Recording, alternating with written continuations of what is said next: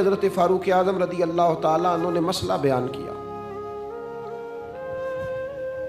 تو جناب فاروق اعظم رضی اللہ تعالیٰ عنہ نے اس مسئلے میں عورتوں کے مہر کے متعلقہ جو حق مہر ہوتا ہے خاتون کا، اس کے متعلقہ جناب عمر نے کوئی مسئلہ بیان کیا۔ تو آپ جمعہ پڑھا کے باہر نکلے تو ایک خاتون کھڑی تھی دروازے پر، کہنے لگی امیر المومنین حد ہو گئی ہے، آپ عورتوں کو مہر لینے پر پابندی لگا رہے ہیں، اتنا لینا اتنا نہ لینا، اور اللہ رسول نے کھلی اجازت دی ہے جتنا مرضی لے لیں۔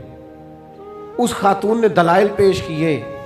اب امیر المومنین کے سامنے ایک تو ہے کہ عام مرد کے سامنے عورت بات کرے تو لوگ قبول نہیں کرتے، اور 22 لاکھ مربع میل کا حکمران اور جس کے بارے میں معروف ہے کہ ان کا درہ ہر وقت چلتا ہے، اس خاتون نے جناب عمر سے کہا کہ جناب مسئلہ یوں ہے، آپ نے یوں بیان کیا ہے۔ اب ارد گرد لوگ کھڑے تھے، کسی نے یہ نہیں کہا گستاخ معاذ اللہ تو کیا کہہ رہی ہے، امیر المومنین کے سامنے کلام کرتی ہے۔ بات حق تھی، کسی نے جرت نہیں کی۔